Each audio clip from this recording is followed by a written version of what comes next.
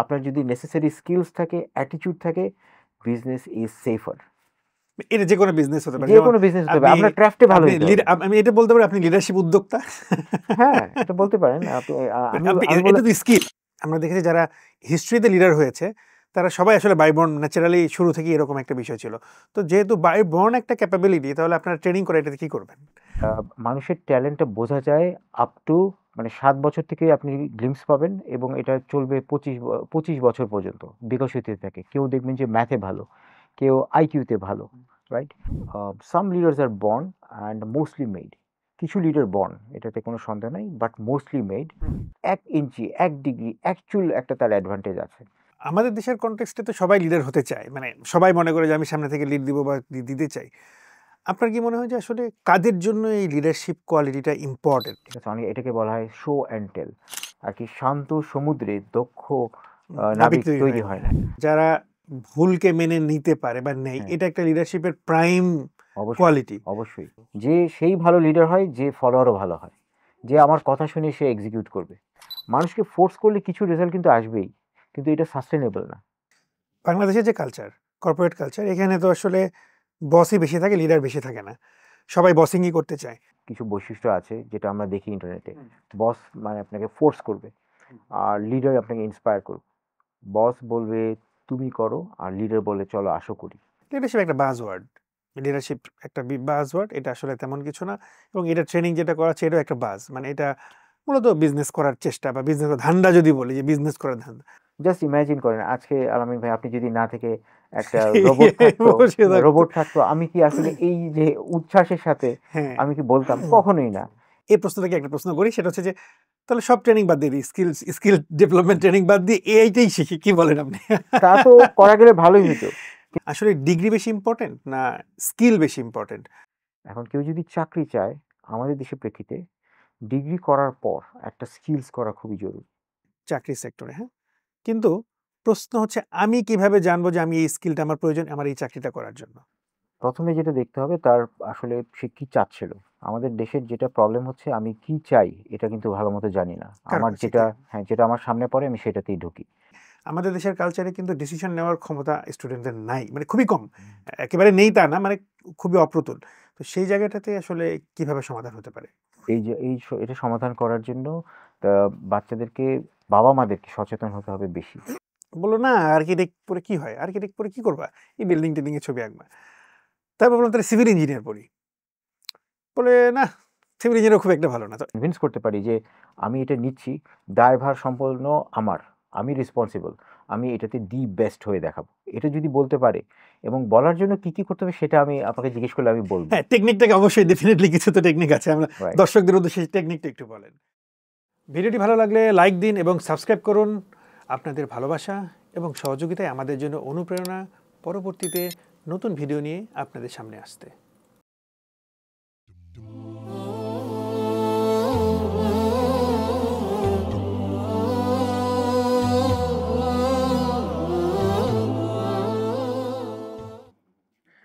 আসসালামু আলাইকুম রহমতুল্লাহি বারাকাতু। সাম্প্রতিকের আজকের পর্বে আমি আলামিন আলম আপনাদেরকে স্বাগত জানাচ্ছি। বরাবরের মতোই আপনাদের সাথে আছি। বাংলাদেশে আসলে ডিগ্রি ইম্পর্টেন্ট না চাকরি পাওয়ার জন্য, নাকি কোনো স্কিল ইম্পর্টেন্ট? এই প্রশ্নটা খুবই গুরুত্বপূর্ণ। অনেক ছেলে মেয়ে ঘুরছে, অনেক ডিগ্রি হচ্ছে বিভিন্ন ইউনিভার্সিটি থেকে, বিভিন্ন জায়গা থেকে, যারা চাকরির জন্য ঘুরছে, ইন্টারভিউতে ফেস করছে এবং শুনছে এই কথা যে তোমার স্কিল নেই। আবার খুব ভালো স্কিল করছে, স্কিল অ্যাডাপ্ট করছে, কিন্তু পরবর্তীতে তারও চাকরি হচ্ছে না।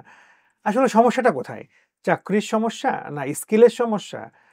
আর যেই স্কিল ডেভেলপমেন্টের নামে যে ট্রেনিংগুলো হচ্ছে, সেই ট্রেনিংগুলোকে আসলেই ট্রেনিংগুলো নেওয়ার পরে কি আমরা এনহ্যান্স হচ্ছি, বা আমরা আসলেই এটা আমাদের কোনো কাজে আসছে কিনা, বা রিয়েল লাইফের কোনো ইম্প্যাক্ট আছে কিনা? এই যে একটা ডিলেমা চলছে আমাদের সবকিছুর মধ্যে, কোনটা প্রয়োজন যারা চাকরি নিতে যাচ্ছে, করতে যাচ্ছে, এই বিষয়গুলো নিয়ে আজকে আমরা স্পেসিফিক একটা খুবই ইম্পর্টেন্ট ব্যাপার নিয়ে কথা বলবো, যেই কোয়ালিটিটা সবারই প্রয়োজন, লিডারশিপ কোয়ালিটি। যে লিডারশিপ কোয়ালিটি নিয়ে কথা বলবো, এবং আমরা আমাদের স্টুডিওতে আজকে আমন্ত্রণ জানিয়েছি একজন লিডারশিপ ট্রেনারকে, যিনি এক্সপার্টিস এই ক্ষেত্রে এবং লিডারশিপ ট্রেন করে থাকেন, এবং তিনি একজন এক্স ব্যাংকার ছিলেন, ব্যাংকে জব করতেন, ব্যাংকের জায়গা থেকে পরবর্তীতে শিফট করে নিজেকে ট্রেনার হিসেবে ডেভেলপ করেছেন। আমরা জিয়াউদ্দিন আহমেদকে আজকে আমাদের স্টুডিওতে স্বাগত জানিয়েছি, এবং তিনি কম্পিটেন্সি সেন্ট্রালের সিইও ফাউন্ডার হিসেবে কাজ করছেন এবং সারা বাংলাদেশে লিডারশিপ ট্রেনিং এর একজন উদ্যোক্তা বলতে পারি এই ক্ষেত্রে, যে তিনি অনেক কাজ করছেন এটা নিয়ে। আমরা তাকে স্বাগত জানিয়েছি। আসসালামু আলাইকুম রহমতুল্লাহ। ওয়ালাইকুম আসসালাম আলামিন ভাই। আমার খুব ভালো লাগছে আপনার এই স্টুডিওতে এসে। আমরাও খুব অনুপ্রাণিত হয়েছি আপনাকে। আমরাও আজকে চেষ্টা করব যে আপনার যেই অভিজ্ঞতা, একটা লম্বা সময় যে কাজগুলো করেছেন, যারা আমাদের অডিয়েন্স, মূলত আমাদের এখানে অডিয়েন্সের খুব ইয়াং যারা আসলে শোনে বা আমাদের লিসেনার তারা, এবং আমাদের কিছু প্রশ্ন পাঠিয়েছে, আমরা প্রশ্ন করেছিলাম যে এটা হবে কি, তখন তারা কিছু প্রশ্ন, সবগুলো মিলিয়ে আমরা আজকে করতে চাই আপনার সাথে কাজ, আজকের পডকাস্টটা। কিন্তু শুরুতে আমি জানতে চাই, সেটা হচ্ছে যে আপনার কাছে কি মনে হয় যে স্কিলের সমস্যা নাকি সার্টিফিকেট বা জবের ক্ষেত্রে কোন বিষয়টা আসলেই মেজার করে? মানে জব সেক্টরের জন্য সার্টিফিকেট থাকলেই হবে নাকি স্কিলও লাগবে? জবের জন্য দুটোই আসলে প্রয়োজন। সার্টিফিকেটও প্রয়োজন আর স্কিলসও প্রয়োজন। এখন বাংলাদেশের প্রেক্ষাপটে যদি আপনি বলেন, তাহলে এখানে খেয়াল করে দেখেন ডিগ্রি পাওয়া কিন্তু রিলেটিভলি ইজিয়ার। হুম। কিন্তু সমস্যাটা যেটা দেখা যায় বাংলাদেশের ক্ষেত্রে সেটা হচ্ছে স্কিলসে। এটা আমার ওপিনিয়ন। কিন্তু স্পেসিফিক্যালি যদি বলি, যে একটা ছেলে গ্র্যাজুয়েট করে বেরিয়েছে, রাইট। সে এখন ঢুকবে চাকরি সেক্টরে, হ্যাঁ? কিন্তু প্রশ্ন হচ্ছে, আমি কিভাবে জানবো যে আমি এই স্কিলটা আমার প্রয়োজন আমার এই চাকরিটা করার জন্য? আর বাংলাদেশের ক্ষেত্রে আরেকটা বড় প্রবলেম যেটা আছে, যে বাংলায় পাশ করে বেরিয়েছে, বাংলায় পাশ করে বেরিয়ে সে অ্যাকাউন্টিং এর কাজ করছে বা অ্যাকাউন্টিং করছে, মানে রাইট। একেবারে ইরিলেভেন্ট বিষয়। এই জায়গাটা আসলে সমাধানটা কি? প্রথমে যেটা দেখতে হবে তার আসলে সে কি চাচ্ছিল। আমাদের দেশের যেটা প্রবলেম হচ্ছে আমি কি চাই এটা কিন্তু ভালো মতো জানি না। কারো আমার কাছে যেটা, কি? হ্যাঁ, যেটা আমার সামনে পড়ে আমি সেটাতেই ঢুকি। কিন্তু এইটা আসলে প্রথমে হওয়া উচিত না। কারণ আমাদের এখানে প্যাশন আর স্কিলস আর কি আমরা জব কি ডিমান্ড করছে এই কোনটাই কোনো মিল নাই। জব সবসময় যে জব নির্ভর করে কোনো একটা জব সার্কুলার হয় জব ডেসক্রিপশনের উপর কিছু রোলস অ্যান্ড রেসপন্সিবিলিটি থাকে। যখন কাউকে আমরা নেই তখন আমরা কিন্তু খুঁজি যে ওই জিনিসগুলো আছে কিনা। আর এখানে এডুকেশন শুধু একটা ফিল্টার হিসেবে কাজ করে, এক্স্যাক্টলি লাইক ফিল্টার। যেমন কেউ যদি বাংলায় কাজ করে এবং আমি যদি দেখি যে আমার এই কাজ করতে অ্যাকাউন্টেন্সি কাজ করতে বেসিক একটা ছোট্ট শর্ট কোর্স করলেই পারবে, এবং বাংলায় যে ছেলেটা পাশ করলো আমি তাকে যদি নেই আমি কম খরচে নিতে পারবো, লাইক 20 to 25,000 মধ্যে আমি নিতে পারবো। আমার তো আর ওই কাজটা করার জন্য হয়তো চার্টার্ড অ্যাকাউন্টেন্ট বা এরকম কাউকে লাগছে না। সেক্ষেত্রে কিন্তু আমি তাকে নিব, আমি সে যেটা দেখব সে শেখার আগ্রহ আছে কিনা। আমি ইন্টারভিউ বলেন, এন্ট্রান্স এক্সাম বলেন, সব কিছুতে দেখবো যে তার ভিতর ওই লার্নিং অ্যাটিটিউডটা আছে কিনা। এটাই এখানে কিন্তু স্কিলস হিসেবে কাজ করবে। এখন যে বাংলায় পাশ করেছে কোনো সমস্যা নাই, সে করতে পারে। কিন্তু এই জায়গায় কিন্তু তাকে অবশ্যই ওই বিষয়ে মানে আগ্রহ থাকতে হবে যে কাজটা আমি শিখে ফেলবো। তাই এখানে দেখা যাচ্ছে আসলে স্কিলসের ঘাটতি। আর সে যে অ্যাকাউন্টিংই যদি করবে সে তাহলে বাংলা না পড়ে জাতীয় বিশ্ববিদ্যালয় সে এই অ্যাকাউন্টেন্সি কেন পড়লো না? তার মানে দেখা যাচ্ছে সে তার উদ্দেশ্য অন্য ছিল। সে একটা ডিগ্রি নেওয়ার জন্য নিয়েছে। তার বাংলা পড়ে তার তো অন্য কোনো কিছু হয়তো হতে পারত। আরো আদার্স অনেক কিছু আছে, অ্যাডমিনিস্ট্রেটিভ জব আছে। কিন্তু সে অ্যাকাউন্টেন্সির জন্য পজিশনের জন্য সে এপ্লাই করলো কেন?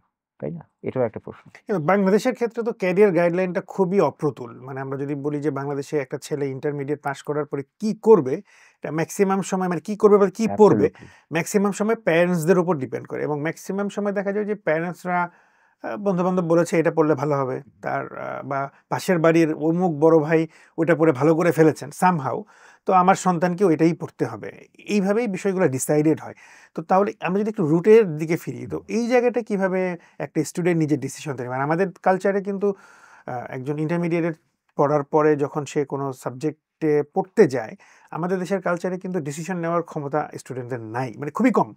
একেবারে নেই তা না, মানে খুবই অপ্রতুল। তো সেই জায়গাটাতে আসলে কিভাবে সমাধান হতে পারে?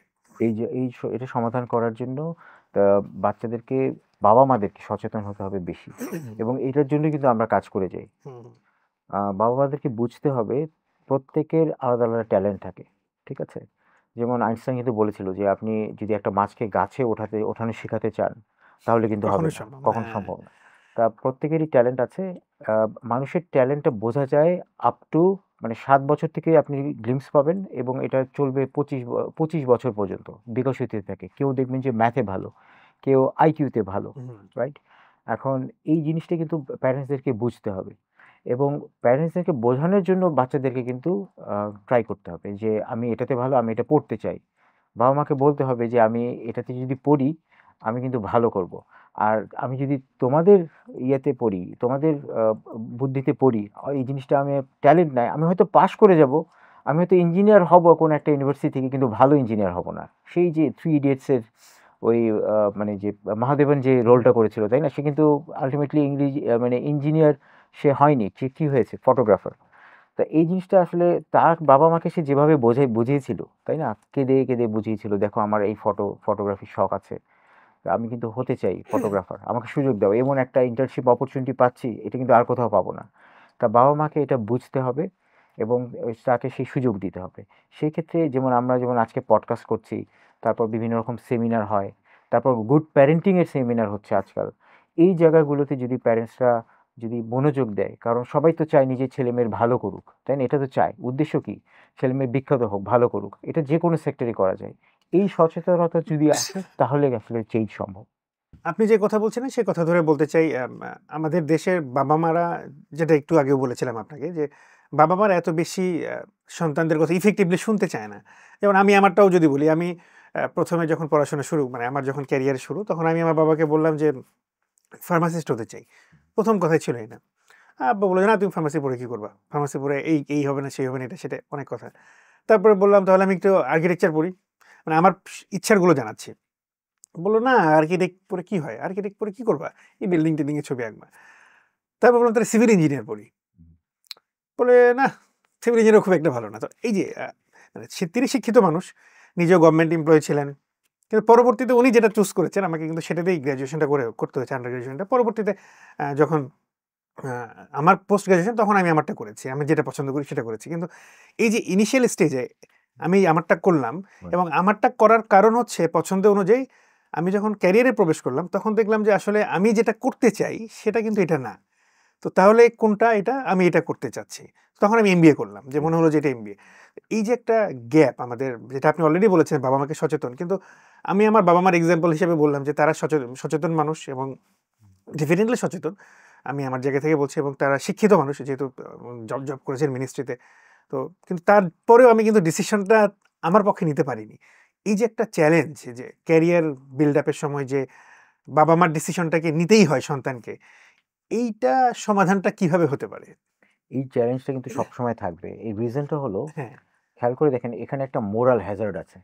যেমন আমিও ভাবি যে আমি এমন একটা সাবজেক্ট চুজ করব, পরে যদি ভালো না লাগে মাস্টার্সটা আমি অন্যরকম করব, হুম। অথবা এইটা করতে পারি, ওটা করতে পারি, কিন্তু অনার্সটা আমি একটু বাবা মাকে খুশি রেখে করি, আচ্ছা। এবং জোর করে সেখানে আমি কিন্তু খোঁজার চেষ্টা করি হুম, যে আমি হয়তো এটা ভালো লাগবে। আর একটা জিনিস খেয়াল করে দেখেন, যে কোনো সাবজেক্ট, বাংলা, ইংরেজি, হোয়াট এভার যাই বলে না কেন, আমরা যেটা করি, যদি ইচ্ছা থাকে আমরা কিন্তু জোর করে খুঁজে নিই যে এটা মনে হয় ভালো। হুম। কিন্তু এটা হচ্ছে অনেকটা সেরকম যে জোর করে নেওয়া। এটা আসলে আমার ফুল ফিট না এটার জন্য। এইজন্য বাবা-মাকে বোঝানোর আগে নিজের প্রতি ওই কনভিকশন থাকতে হবে যে আমি যখন কেউ যেন অনার্স সিলেক্ট করে তখন কিন্তু সে যথেষ্ট অ্যাডাল্ট। আর বাবা-মারা এখন আমি বিশ্বাস করি এতটুকু সচেতন যে আমি যদি ভালোমতো কনভিন্স করতে পারি যে আমি এটা নিচ্ছি, দায়ভার সম্পূর্ণ আমার। আমি রেসপন্সিবল। আমি এটাতে দি বেস্ট হয়ে দেখাবো। এটা যদি বলতে পারে এবং বলার জন্য কি করতে হবে সেটা আমি আপনাকে জিজ্ঞেস করলে আমি বলব। হ্যাঁ, টেকনিকটাকে অবশ্যই ডেফিনিটলি কিছু তো টেকনিক আছে। আমরা রাইট। দর্শকদের উদ্দেশ্যে টেকনিকটা একটু বলেন। ১ম টেকনিকটা হলো যে বাবা-মা জানতে চায় যে আমি যে তোমাকে অনার্স এটা পড়াবো, এখানে তো এটা অবশ্যই একটা ইনভেস্টমেন্টের ব্যাপার। হুম, হুম। তো তুমি বলছো আমাকে যে তুমি এখানে ঢুকে তুমি টপ নাম্বার 1 হয়ে দেখাবা, এবং এখানে এটার যে যত মধু তুমি সবই আহরণ করতে পারবা। এখন এর প্রেক্ষিতে আমি এভিডেন্স চাই। এখন এই এভিডেন্সগুলো আপনাকে প্রডিউস করতে হবে। এটার একটা উপায় হচ্ছে আপনার পাস্ট হিস্টোরি। হুম, অর্থাৎ আপনি স্কুলে কি করলেন? হুম, হুম, স্কুলে দেখা যাচ্ছে তো অনেকগুলো সাবজেক্ট থাকে। কেউ যদি সায়েন্সের হয়। এখন কারো যদি কোনোখানে প্যাশন থাকে, কেউ যদি বলে যে, "না, আমি ইঞ্জিনিয়ার হব না, আমি ডাক্তার হব।"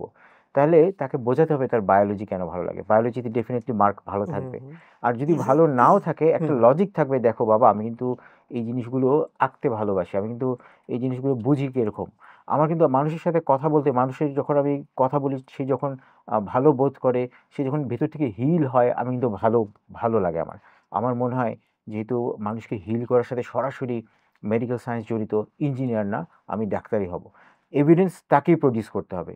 সব বাবা-মা চায় ছেলে-মেয়ে যেন সারা জীবন সুখে থাকে বা তার সাবজেক্ট পড়ে। বাবা-মা অ্যাসিস্ট করে যে এইটা পড়লে তুমি ভালো করবা, এইটাতে ভালো পয়সা আছে, তুমি সমাজে ভালো থাকবা, কিন্তু তাকেই আসলে জোগাড় করতে হবে এর পেছনে সে কি এভিডেন্স দিবে। একটা টুল আমি বলতে চাই, কারণ আমি জানি পডকাস্টের মাধ্যমে অনেক ইয়াংস্টার্সরা দেখবে, সেটা হচ্ছে নিজেদের স্কিলস কিভাবে খুঁজে পাবো। হুম। গ্যালপ অর্গানাইজেশন, গ্যালপের স্ট্রেংথ ফাইন্ডার বলে একটা ওয়েবসাইট আছে, গ্যালপ স্ট্রেংথ ফাইন্ডার। আচ্ছা। হ্যাঁ, এখানে আপনার একটা টেস্ট আছে, assessment test, hmm, hmm, hmm. Psychometric assessment test. অর্থাৎ আপনি এতদিন যে এই যে মানে ছোট থেকে বড় হলেন, এখানে তারা 60-70টা প্রশ্ন করবে। প্রশ্ন করে এখানে প্রায় 48টা স্কিলস বা ট্যালেন্ট থেকে আপনার 5টা ট্যালেন্ট সে খুঁজে বার করবে। এবং ওকে। এই গ্যালপটা সেই আর কি 1950-এর আগ থেকে কিন্তু চলে আসছে এবং খুবই পপুলার। তা এটাতে করলে হবে কি যে সে তার নিজের সম্পর্কে ধারণা করতে পারবে। হুম। আমি যখন ছোট ছিলাম আমি কিন্তু গ্যালপ পরীক্ষা দিছি। ওকে। হ্যাঁ, মজার বিষয় হচ্ছে আমার টপ যেটা 5টা আসছিল এর মধ্যে আমি ১ম ৩টা আমি বলি। ১ নাম্বার ছিল লার্নার, হ্যাঁ। ২ নাম্বার ছিল এটা হচ্ছে কালেক্টর। ৩ নাম্বার ছিল রিলেশনশিপ। এই ৩টা খেয়াল করে দেখেন, এটা কিন্তু সরাসরি স্কিলস মনে হচ্ছে না। ওরা হুম। বলছে এটাকে ট্যালেন্ট। লার্নার অর্থ হচ্ছে গ্যালপ অনুযায়ী যে কোনো নতুন জিনিস, প্রসেস, নতুন জিনিস শিখতে আমার ভালো লাগবে। ওখানে লেখা আছে কি ভালো লাগবে। তো আমি ওইটা আমার আমার ক্যারেক্টারিস্টিক্স এর সাথে আমি মিলালাম। আসলেই এটা যদি সত্য হয়, তাহলে মোস্ট প্রবাবলি ব্যাংকিং এর নতুন জায়গায় নতুন, যেমন ধরেন যে ব্যাংকে যখন আমি ঢুকলাম, তখন তারা এজেন্ট ব্যাংকিং শুরু করেছিল ওই সময়। তো আমি এই প্রসেসটার সাথে আমি জড়িত হতে চাই। আমি কিন্তু শিখলাম। হুম। তারপরে যেমন আমাকে ১ম এ বলা হয়েছিল ম্যানেজমেন্ট ট্রেনিদের, হুম, হুম, ম্যানেজমেন্ট হুম। ট্রেনিশিপে জয়েন করি যে, "তোমরা কোথায় যেতে চাও?" আমি তখন দেখলাম যে শিখা যায় কোথায়? কোথায় প্রেশারটা বেশি? প্রেশার কিন্তু ইয়াং কালেই নিতে হয়। তো আমি সিলেক্ট করলাম যে আমি ম্যানেজার অপারেশনস হব। খেয়াল করে দেখেন, খুব কম এক্সপেরিয়েন্স, মানে ম্যানেজমেন্ট ট্রেনি হচ্ছে রোটেশনে থাকে, মানে বিভিন্ন বিভিন্ন জায়গায় জায়গায় ডিপার্টমেন্টে কাজ ঘোরায়। করে। ১ বছর পর তাদেরকে বলে। তো যারা সাহসী, যারা শিখতে চায় তারাই বলে যে আমি ম্যানেজার অপারেশনস হব। সে কিন্তু একটা ব্রাঞ্চের ২য় ব্যক্তি, 2nd অফিসার। তো কি এই যে সাহসটা, এটা আসছিল কারণ আমি জানি যে আমার লার্নার বিষয়টা আমার আছে, one of the top skills. আমি আমি এই ভাবছিলাম যে আমি যদি এখানে যাই, ভুল করি, আমাকে হয়তো সিনিয়র অথরিটি তেমন কিছু মনে করবে না, আমাকে শিখাবে। কারণ যখন আপনি কিছু জানেন না, you are liable to make mistakes. ভুল আপনি করবেনই। ট্রু। আমি যদি এক্সপেরিয়েন্স নিয়ে গিয়ে ভুল করি, তাহলে সেটা কিন্তু মাফ হবে না। হ্যাঁ। সেখানে আমার শেখার এবং দ্রুত ফিডব্যাকের মাধ্যমে ভালো করার, ভালো করার, আরও শেখার, আরও উন্নতি হওয়ার এই সুযোগটা আমি পাবো ম্যানেজার অপারেশনস হলে। হুম। ঠিক এইভাবে আমি সাজেস্ট করি যারা ইয়াংস্টার আছে, যারা শিওর না কি আমার প্যাশন, এটাও ভালো লাগে, ওটাও ভালো লাগে, এটাও ভালো লাগে, go for gallop strength finder 2.0 test. এটা $35 লাগে। নিজের ক্রেডিট কার্ড যদি না থাকে কোনো সমস্যা নাই, বন্ধু বান্ধবের ক্রেডিট কার্ড নিয়ে ইচ্ছা থাকলে উপায় হয়। টেস্টটা দিয়ে আমি দেখি যে আমার স্কিলস কি। হুম। এইখানে এখান থেকে তারা স্কিলস বের করে আনে। কেউ যদি কোনো ফুটবল খেলে, ফুটবলে দেখা যাচ্ছে সে সবসময় আ ব্যাকে থাকতে পছন্দ করে, ডিফেন্সে থাকতে পছন্দ করে। তার কিন্তু একটা ক্যারেক্টারিস্টিক্স দাঁড়ায় গেল। দেখা যাবে সে হয়তো এমন কোনো একটা পজিশন সে শাইন করবে যেখানে ওই ক্যারেক্টারিস্টিক্সটা ম্যাচ করে। তাহলে এখানে এই টেস্টটা দিতে চাকরির অভিজ্ঞতা কিন্তু লাগছে না। হুম। বরং আপনি কখন কিভাবে কোন প্রবলেম সলভ করছেন সেই অভিজ্ঞতাটা লাগছে। Hmm. It's a great tool to find out your own passion. আমরা এবার একটু ক্যারিয়ারের যাতে লিডারশিপ, যেহেতু আপনার ইয়েস। কোর জায়গা, এখন আমি লিডারশিপে ফোকাস করতে চাই। আমাদের লিডারশিপের আলোচনার শুরুতে একটা প্রশ্ন যেটা দর্শকদের পক্ষ থেকে এসেছে, এইটা করতে চাই। সেটা লিডারশিপ, একজন দর্শক প্রশ্ন করেছেন, লিডারশিপ বাই বর্ন একটা এলিমেন্টস মানুষের মাঝে থাকে। এটা কি আসলেই বাই বর্ন এলিমেন্ট, নাকি এটাকে ট্রেন আপ করে কাউকে লিডার আসলেই বানানো যায়? কারণ উনি এটার সাথে অনেক ক্লারিফিকেশন দিয়েছেন যে আমরা দেখেছি যারা হিস্ট্রিতে লিডার হয়েছে তারা সবাই আসলে বাই বর্ন, ন্যাচারালি শুরু থেকেই এরকম একটা বিষয় ছিল। তো যেহেতু বাই বর্ন একটা ক্যাপাবিলিটি, তাহলে আপনারা ট্রেনিং করে এটাতে কি করবেন? This is the question. So এই জায়গাটাতে আপনি কিভাবে ডিফাইন করবেন? আমার একটা পার্সোনাল ওপিনিয়ন আছে এবং অনেকে আমি দেখি যে এই ওপিনিয়নটার সাথে যায়। হুম, হুম। বলা হয় যে leaders R some leaders are born and mostly made. কিছু ওকে। লিডার বর্ন, এটাতে কোনো সন্দেহ নাই, বাট মোস্টলি মেড। হুম, হুম। খেয়াল করে দেখেন, বর্ন কেন বলছি আগে এটা বলি। জেনেটিক্স কিছু ফ্যাক্টর থাকে। হুম। আমি কনক্রিট একটা এক্সাম্পল দিই। সাঁতারের বিখ্যাত মাইকেল ফেলিপস, একটা অ্যানালাইসিস হয়েছিল যে সেই যে আর কি ট্যালেন্টেড, সে যে ভালো করছে, তো এর পেছনে কারণ কি? দেখা গেছে যে সুইমিং করার সময় তার হাতটা একটু অন্যদের থেকে একটু লম্বা, জেনেটিকলি। সেটা তাকে কিন্তু হেল্প করে তার সবার আগে থাকার জন্য। ১ ইঞ্চি, ১ ডিগ্রি, ১ চুল একটা তার অ্যাডভান্টেজ আছে। তা এখন একই লোক যারা মেড, আবার সেখানে মাইকেল ফিলিপসও আছে, সে মেড যারা যেসব ট্রেনিং, দুজনকে একই ট্রেনিং দিলেন, যার জেনেটিক অ্যাডভান্টেজ থাকবে সে কিন্তু একটু আগায় থাকবে। তা এই জন্যই বলা হয়, আমি এটার সাথে একমত, some leaders are born but mostly made. কারণ একটা লিডার হতে হলে আপনাকে কিন্তু বাধা অতিক্রম করে লিডার হতে হবে, আপনাকে ওই হুম জায়গাগুলো শিখতে হবে। ঠিক আছে, একটা কথা বলা হয় যে আর কি, শান্ত সমুদ্রে দক্ষ নাবিক নাবিক তৈরি তৈরি হয় না, হয় না। হ্যাঁ। তাহলে কেউ যদি বর্ন হয়েও থাকে, তাহলে সে যদি আসলে ওই এনভায়রনমেন্টে না যায়, ওই স্ট্রাগলগুলো না আর কি গ্রহণ করে, স্ট্রাগলগুলো ফাইট না করে, সে কখনো ভালো লিডার হতে পারবে না। উদাহরণস্বরূপ, অনেক আগের অনেক রাজা বাদশার ছেলে, যাদেরকে, তারা কিন্তু বর্ন, তাই না, হুম হুম রাজার ছেলে, কিন্তু দেখেন তার ক্যারেক্টারিস্টিক্স যদি ভালো না হয়, তাকে যদি রাইট এনভায়রনমেন্ট দিলেও তার ফ্লগুলো যদি থাকে, সে কিন্তু দেখা যাচ্ছে সাম্রাজ্য ধ্বংস করে ফেলে, সে হেরে যায়, তাকে ট্রেনিং দিলে সে গ্রহণ করে না। অথচ সে কিন্তু বর্ন, সে কিন্তু শিখছে বাবার কাছ থেকে। হয় না কেন? কারণ ওই ক্যারেক্টার কোয়ালিটিস নাই। অথচ অন্য সম্পূর্ণ, যেমন মৌর্য, তাই না, ওই যে কৌটিল্য, চাণক্য, হুম হুম তাকে কি মৌর্যকে তৈরি করে না? সে তো হুম বর্ন না, তাকে মেড করা হয়েছে। এবং আমি মনে করি মোস্টলি আর মেড। কারণ আপনি যদি বর্ন লিডার হন, chances are highly likely that কি আপনি কোনো না কোনোভাবে এটাকে লুজ করবেন। আপনি সব কিছু টেকেন অ্যাজ গ্রান্টেড বলে না, সব কিছু ইজিলি নিয়ে নেবেন এবং এই সুন্দর অপরচুনিটিগুলো লুজ করবেন। কিন্তু যারা স্ট্রাগলের, যারা ফাইট করতে থাকে, তারা শেখে এবং তারা ভালো করে, তারাই আসলে বেশিরভাগই কিন্তু সেরকম লিডার। All are made. আমাদের দেশের কনটেক্সটে তো সবাই লিডার হতে চায়, মানে সবাই মনে করে যে আমি সামনে থেকে লিড দিব বা দিতে চাই। আপনার কি মনে হয় যে আসলে কাদের জন্য এই লিডারশিপ কোয়ালিটিটা ইম্পর্টেন্ট? মানে সে ফর এক্সাম্পল একটা ক্লাসে বা একটা অর্গানাইজেশনে 50 জন লোক আছে, আর সবাই যদি লিডার হতে চায় তাহলে তো সমস্যা। সে নিজেকে কিভাবে এটাতে আইডেন্টিফাই করবে যে হ্যাঁ আমি আসলে লিডার?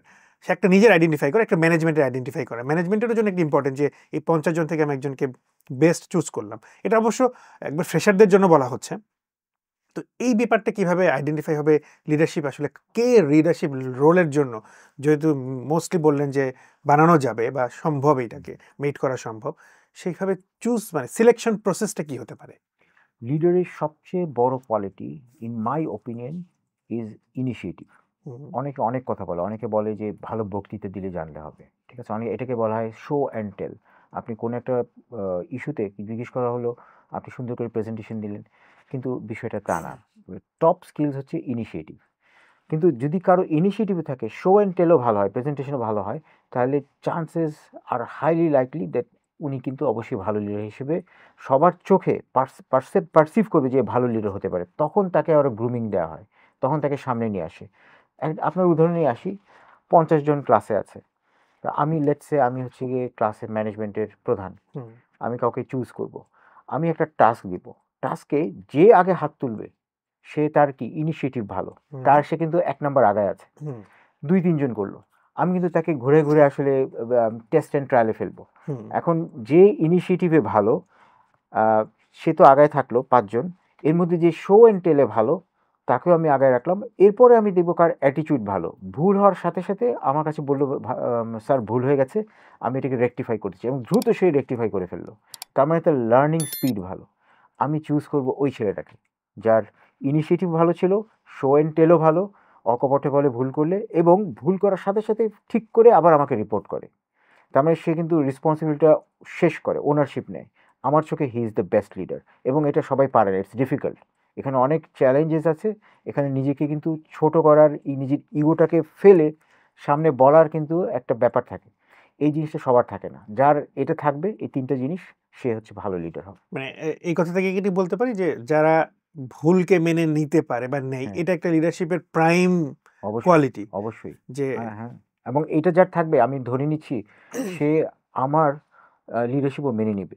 অনেকে লিডার যে বেশি হতে চায়, অনেক সময় দেখা যাচ্ছে উপরে যে লিডার তাকে কিন্তু মানে না। হুম সব সময় কিন্তু দেখা যায় কনফ্লিক্ট হয়। এরকম লোক তো আমি কখনো চাবো না আমার এখানে হোক। হুম যে সেই ভালো লিডার হয়, যে ফলোয়ারও ভালো হয়, যে আমার কথা শুনে সে এক্সিকিউট করবে। এখন সবাই যদি লিডার হতে চায়, ইটসেলফ ইটস আ ফ্ল, তাহলে তো কামড়াকামড়ি করবে, সব বন্ধ হয়ে যাবে। সুতরাং দেখলেন কোনভাবে আমরা লিডার সিলেক্ট করি। আচ্ছা, মোর ইন্টারেস্টিংলি আপনি মোটামুটি কর্পোরেট ট্রেনিং বেশি করেন। তো কর্পোরেটের ক্ষেত্রে তো অনেক কিছুই হয়। কর্পোরেট কালচারে কিছু পলিটিক্সের বিষয় থাকে, সবাই লিডার হতে চায়, সে সামনে যেতে চায়। এই যে আপনি একটা ট্রেনিং করাচ্ছেন, একটা অ্যাজিউম করলাম যে 20 জন আছে একটা কর্পোরেট ফার্মে, সবাইকেই একটা লিডারশিপ ট্রেন করানো হচ্ছে। তো এই যে 20 জনের সেম ক্যাটাগরির মানুষজন যারা ইন ফিউচারে লিডার হতে চায়, এগুলো অনেক কনফ্লিক্টেড মনে হয় না আপনার কাছে, যে সবাই ওই জায়গায় লিডার হতে চায়, হয়তো এই ট্রেনিংটা কেউ ভালো করে অ্যাডাপ্ট করতে পারলে তার জন্য পরবর্তীতে আরো বেটার কিছু হবে, সবাই তো এটাই চিন্তা করে। এই যে এতগুলো লিডারকে হ্যান্ডেলিং করছেন আপনি একটা সেশনে, এই বিষয়টা আসলে কেমন হয়? একটা জায়গায় সবাই যদি লিডার হতে চায়, হুম, ফর এক্সাম্পল ব্যাংকের এক্সাম্পলই দিই, ব্যাংকে মাঝে মধ্যে হয় কি ব্যাচে লিডারশিপ ট্রেনিং হয়। ফর এক্সাম্পল একটা সিনিয়র পজিশনে কাউকে হুম, আমি হুম, সিলেক্ট করব, তো যারা যারা আমার টপ ভালো ম্যানেজার 20 জন হুম, 25 জন তাদেরকে আমি নিয়ে আসবো এক জায়গায়, তাদের ট্রেনিং হবে। তো ট্রেনিংয়ের হওয়ার সময় কিন্তু অনেক কিছু হয়, অ্যাসেসমেন্ট হয়। প্রথম হচ্ছে যে তারা এখন কোন স্টেটে, হুম, তারপর আরেকটা অ্যাসেসমেন্ট বলা হয় 360 ডিগ্রি অ্যাসেসমেন্ট, ভেরি ইম্পর্টেন্ট। হুম, হুম, অর্থাৎ যে ম্যানেজারগুলোকে নিয়ে আসলাম প্রত্যেকের মানে ডানে বামে পেছনে তারা তার সম্পর্কে কি অভিমত দেয়, এবং এটা হয় আপনার গোপন একটা ফর্মের মাধ্যমে। অ্যাসেসমেন্টে, হ্যাঁ। হ্যাঁ, গোপন অ্যাসেসমেন্ট, যেমন সার্ভে মাঙ্কি বলে একটা হুম, আছে। হুম, হুম, তা ওখানে কি হয় যে অ্যানোনিমাসলি তারা কিন্তু রিপোর্ট দেয় থ্রি হুম, সিক্সটি হুম, ডিগ্রি তার চারদিকে সবাই যখন রিপোর্টটা লিখে দিল, এখন এখানে কিন্তু একটা অ্যাসেসমেন্ট হয়ে গেল, এখানে কিন্তু একটা র্যাঙ্কিং হয়ে যাবে। হুম, হুম, কেউ হয়তো মনে করে যে, যেমন একজন লিডার হতে হলে অবশ্যই কিন্তু তার আন্ডার কমান্ডে যে আছে তার সাথে কিন্তু ভালো ব্যবহার করতে হবে। এখন যে 360 ডিগ্রি যখন অ্যাসেসমেন্ট হয়, কেউ কোনো লিডার যদি তার অধস্তনকে গালাগালি করে, সে তো কখনো তাকে ভালো নাম্বার দিবে না। সে কিন্তু তাকে লিডারকে করতে হবে, লিডারকে ফোর্স না। আমরা সবসময় চাই সে লিডার সেই হোক যে ইন্সপায়ার করতে পারে। হুম, কিন্তু কখনো কখনো ইমার্জেন্সি সিচুয়েশনে লিডারকে ফোর্সফুল হতে হয়। আর্মি, তারপর আপনার ফায়ার ব্রিগেড, তারপর কোনো একটা ইমার্জেন্সি ধরেন অপারেশন হচ্ছে, ওই সময় কিন্তু তারা কি করে, ফোর্সফুলি কথা বলা, গালাগালি হয়। That's a different case, but hmm, in general business ওয়ার্ল্ডে হুম, আমরা চাই তার যেন ভালো এমপ্যাথি থাকে, সে যেন বোঝে, লিডার যেন বোঝে তার অধস্তন খেলো কিনা, এই বিষয়গুলো কিন্তু থাকে। এখন এই জিনিসগুলা ওই যে ক্লাসরুমে এই প্রথমে সাইকোমেট্রিক টেস্ট, তারপরে গ্রুমিং সেশন হয়, কোনো ট্রেনিং হয়, তারপরে অ্যাসাইনমেন্ট দেওয়া হয়। এই যে তারা নতুন নলেজটা নিল, তারা প্র্যাকটিক্যালে কিভাবে ইউজ করছে, তারা ম্যানেজার হয়ে গেল যখন, কেউ ইউজ করে কেউ ইউজ করে না, সব কয়টা ইউজ করা কিন্তু ডিফিকাল্ট। যারা যারা ইউজ করবে তারা ডেফিনেটলি ভালো রেজাল্ট পাবে। এই যে আরেকটা অ্যাসেসমেন্ট হলো, এখানে একটা নাম্বারিং হলো, ফাইনালি একটা ডিফিকাল্ট অ্যাসেসমেন্ট বা ডিফিকাল্ট একটা পোস্টিং দেওয়া হয়, যে এখানে কে যেতে চাও, যেতে চাও যে আর এখানে তুমি প্ল্যান দাও, তুমি কি করে কিভাবে ইয়ে করবে, planning and strategic planning ability, hmm, এখানে তারা দিল। হুম, তারপর তাদের সাথে একটা মেন্টর সেট করা হলো, ওই প্রত্যেকজনের সাথে একটা করে মেন্টর সেট করা হয়েছে কিন্তু, বা কোচ। তারা কিন্তু আবার ফিডব্যাক দেয় সে কিরকম করে আর কি তার আইডিয়াসটা চিন্তা ভাবনা কীভাবে এক্সিকিউট করে। এখন এই সব কয়টা মিলে ঠিক হয় যে কে আসলে ওই বেটার পজিশনের জন্য যোগ্য। তার মানে এখানে assessment, current work, future planning, তারপর হচ্ছে গিয়ে এক্সিকিউশন রেজাল্ট, সব কিছু নির্ভর করে একজন লিডার তৈরি হয়ে আসে। বাংলাদেশের যে কালচার, কর্পোরেট কালচার, এখানে তো আসলে বসই বেশি থাকে, লিডার বেশি থাকে না। Yes. সবাই বসিংই করতে চায়। বস আর লিডারের মধ্যে পার্থক্যটা আমরা টেকনিক্যালি জানি, যে সবাই বলে বস আর লিডারের মধ্যে পার্থক্য কি? কিন্তু এই যে মাইন্ডসেট, যে আমি বস, আমার আন্ডারে সবাই কাজ করছে, আমি এভাবে করব, ওইভাবে করব। এই বাংলাদেশের কালচারাল কনটেক্সটে আমাদের মাইন্ডসেট, এটা একটা টিপিক্যাল বিষয়ই বলতে পারি। এই জায়গাটা অ্যাজ এ ট্রেনার হিসেবে আপনি কিভাবে সমাধান করেন? Right. সবাই বস হতে চায় এবং আমরা চাই লিডার হতে। বসের কিছু বৈশিষ্ট্য আছে যেটা আমরা দেখি ইন্টারনেটে। হুম, বস মানে আপনাকে ফোর্স করবে, হুম, আর লিডার আপনাকে ইন্সপায়ার করবে। বস বলবে তুমি করো, আর লিডার বলে চলো আসো করি। হুম, হুম, হ্যাঁ, আপনি ঠিকই বলেছেন যে আমাদের দেশে বসরা এরকম পাওয়া যায় বেশি, কারণ বসরা এগুলো করে পার পেয়ে যাচ্ছে। তার উপরে যে বস, সে কিন্তু জিনিসটা দেখছে না। মানে যে একটু কিছুটা যে ইন্সপায়ার করছে তাকে হুম, হয়তো যথেষ্টভাবে মূল্যায়ন করছে না। এটার প্রবলেমটা হচ্ছে পিওরলি, আমি বলব, টপ ম্যানেজমেন্টের রেসপন্সিবিলিটি। যারা বোর্ডে আছে আর টপ ম্যানেজমেন্ট, কিন্তু তারাই কিন্তু আসলে নাড়াচাড়া করতে পারে। হুম, উপরটা যদি ঠিক না থাকে, আপনি তো ওই যারা যারা আপনার ওই বস তাদেরকে প্রমোট করবেন। মানুষকে ফোর্স করলে কিছু রেজাল্ট কিন্তু আসবেই, কিন্তু এটা সাস্টেনেবল না। লেটস সে একটা কি ঠিক হলো যে ১ বছরের মধ্যে এত প্রফিট করতে হবে, বা এই এতগুলো কাস্টমার্সকে অ্যাকোয়ার করতে হবে। মানুষজনের সাথে খারাপ ব্যবহার করে, প্রেশার দিয়ে, ইনস্ট্রাকশন দিয়ে আপনি এটা ম্যানেজ করতে পারেন। রাইট? আবার কেউ দেখবেন যে হয়তো ওরকম রেজাল্ট করেনি কিন্তু মানুষকে ইন্সপায়ার করেছে। হুম, তো এখন টপ ম্যানেজমেন্টের উচিত, এবং যেটা মানে অবশ্যই করা উচিত, যে যিনি ইন্সপায়ার করলো, যে প্রেশার না দিয়ে যিনি করলো তাকে কিন্তু উপরে নিয়ে আসা। আপনি যদি এখন ওই বস যে প্রেশার দিয়ে করে আসছে এটা কিন্তু সাস্টেনেবল না। তাকে যদি আপনি প্রমোট দেন ওই ১ বছরের টাইম ফ্রেম চিন্তা করে, ডেফিনেটলি নিচে যারা আছে ওই বসের মতোই হবে, গালাগালি করবে, হইচই করবে, প্রেশার দিবে, আনলফুল মিনস অ্যাডপ্ট করবে। ডেফিনেটলি এটা একটা কালচারগত প্রবলেম। তা এখান থেকে বের হয়ে আসার জন্য হুম কালচার ঠিক করতে হবে। এই জন্য আর কি মালিক পক্ষের বা যারা টপ ম্যানেজমেন্ট আছে তাদের কনভিকশন এবং তাদের বদলানোর ইচ্ছাটা জরুরি। এটা না হলে কখনো ঠিক হবে না। বাংলাদেশে একটা কথা বলো যে ইউথ আর লেজি, মানে আমরা খুবই লেজি যারা যারা আছে, বা এখন আরেকটা কথা যোগ হয়েছে যে তারা খুব বেশি অ্যাডিক্টেড। অ্যাডিক্টেড বলতে ইন দ্য সেন্স যে মোবাইল ফোন অ্যাডিকশন বেশি, Yes. অনলাইন অ্যাডিকশন বেশি, এই কারণে তারা অনেক প্রচুর লেজি। আপনি এই জায়গাটাকে কিভাবে দেখেন, যে আসলেই আমরা কি লেজি, বা আহ, আসলে আমাদের জন্য বেটার কিছু আছে, বা আমরা আসলে কি করছি, বা কোথায় এগিয়ে যাচ্ছে আমাদের ফিউচারটা? আমাদের কালচারটা হচ্ছে এখন ডোপামিন হিট চাই আমরা। আমাদের চারদিকে এত নেগেটিভ। হুম আপনি যদি যে কোনো কিছু খুলবেন, আপনি মোবাইল খুলেন, কিছু নেগেটিভ থটস কিন্তু আসেই। হুম চারদিকেই সব নেগেটিভ এবং দেখা যাচ্ছে যে আমরা নেগেটিভ বিষয়গুলোকে প্রমোট করি। হুম হুম ভালো, ভালো যারা সমাজে ভালো করছে তাদের নিউজ কিন্তু শেয়ার কম হয়। কিন্তু কোনো একটা ইনসিডেন্ট হয়ে গেল, কোনো একটা জায়গায় আর কি দেখা যাচ্ছে নাচ গান এইসব কিছু যেগুলা কোনো হুম কাজে আসে না, যেগুলো আমাদের ডোপামিন হিট করে সেগুলো শেয়ার দেখবেন বেশি, হুম তাই না? তো এখন ভালো জিনিস শেয়ার করতে হবে। যেমন আজকে আমাদের পডকাস্ট হচ্ছে, এইটা শেয়ার হতে হবে। হুম এখন এই এইটা দিয়ে হয়তো দেখা যাচ্ছে ডোপামিন আসছে না, আমরা শিখতে পারছি বেশি। কিন্তু অন্য জায়গায় একটা অকাজের জিনিস এটাতে ডোপামিন হিট করছে, আমার মানে স্পাইক করছে, এটাতে আমরা কিন্তু বেশি ইনভলভড। এই জিনিসটা যখন থাকে আসলে এটা হ্যাঁ, মানে পসিবল বাংলাদেশে না। ম্যাক্সিমাম এরকম চ্যানেলই খুব বেশি হিট, যেগুলো ডোপামিন হিট করে বেশি, বা করে। এটাতে এখন কি করা যেতে পারে? হুম করা যেতে পারে এইটাই যে আমাদের এডুকেশন সিস্টেমটাকে একটু চেঞ্জ করতে পারি হুম আমরা, যাতে এটা গেমিফাইড হয়। হুম আমি কথাটা ইউজ করলাম, গেমিফাইড। হুম গেমিফাইড শব্দের অর্থ হচ্ছে আমাদের এডুকেশনকে ইন্টারেস্টিং করতে হবে। হুম মজার বিষয় একটা বলি, আপনার টিকটক কোন দেশের, মানে চায়নাতে কিন্তু টিকটক, তারা আমি শুনেছি যে তারা ভিন্ন রকম টিকটক চালায়। হুম ওখানে এডুকেশনাল টিকটক চালায়। ওইটাও কিন্তু ডোপামিন দেয়, কিন্তু এডুকেশনাল। আমাদের দেশে খুঁজলে পাওয়া যাবে কিছু কন্টেন্ট ক্রিয়েটর আছে, তারা এন্টারটেনমেন্ট প্লাস এডুকেশন, এডুটেনমেন্ট দিচ্ছে। হুম হুম আই থিঙ্ক এটা একটা খুব ভালো উদ্যোগ, যেটা আসলেই কিন্তু ওই আর কি ফালতু টিকটক দেখার থেকে এইটা করা কিন্তু বেটার। এখানে জোর দেওয়া যেতে পারে। আপনি তো আপনার ব্যাংকিং ক্যারিয়ার থেকে এই হুম। ক্যারিয়ার এসেছেন। আসলে বাংলাদেশের পার্সপেক্টিভ থেকে সবাই মনে করে ব্যাংকিং ক্যারিয়ার মানে খুব সিকিউরড একটা জব, খুব Yes. রিল্যাক্স একটা জব। অ্যাটলিস্ট যাই হোক, আমার কোনো চিন্তা নাই, জব সমস্যা নাই, বরং সুইচিং করে ভালো ভালো পজিশনে যেতে পারি। এরকম একটা সিকিউর জায়গা থেকে আপনি চ্যালেঞ্জিং একটা জায়গায় এসেছেন, মানে লিডারশিপ হিসেবে ট্রেনার নিয়েছেন।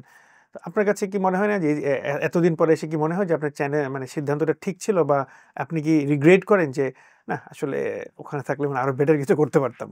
আমি ভাই প্রথম বলি, ব্যাংকিং জব যেটা, হুম, এটা লোকে সিকিউর বলে, বাট এটা খুব যে সিকিউর তা কিন্তু না। হ্যাঁ, হ্যাঁ, যেমন এখানে কিন্তু টার্গেট থাকবে, এখানে সেলস থাকবে, এবং এখানে বস বস আপনি অনেক পাবেন, লিডার হয়তো কম পাবেন, বিশেষ করে এন্ট্রি লেভেলে, এটা হ্যাঁ, সত্য। এখন এইটা সুতরাং এখানে যে সিকিউর বলি আমরা, কতটুকু সিকিউর এটা একটা ব্যাপার।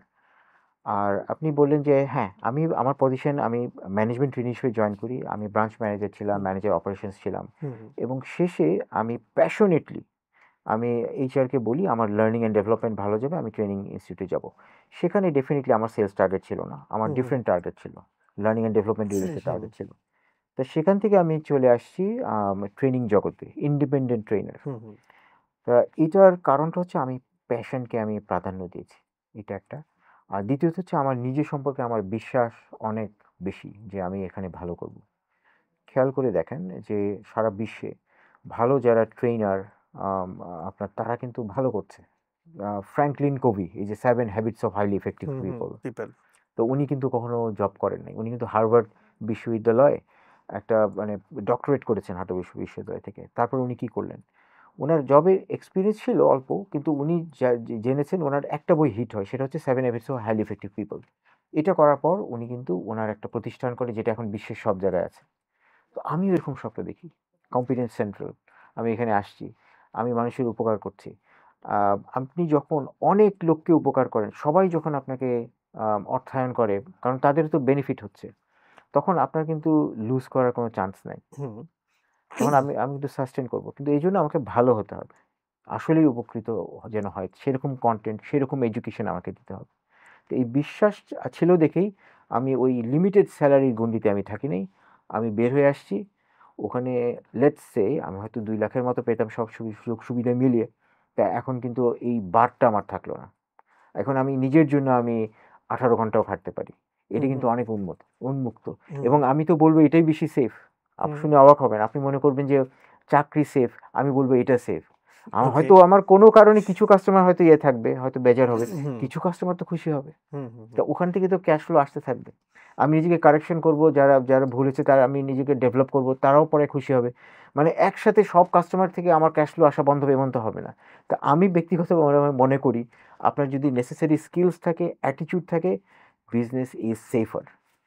এটা যে কোনো বিজনেস হতে পারে, যেমন যেকোনো বিজনেস হতে হবে। আপনি আপনার ক্রাফটে ভালো আপনি হইতে হবে। আমি এটা বলতে পারি আপনি লিডারশিপ উদ্যোক্তা।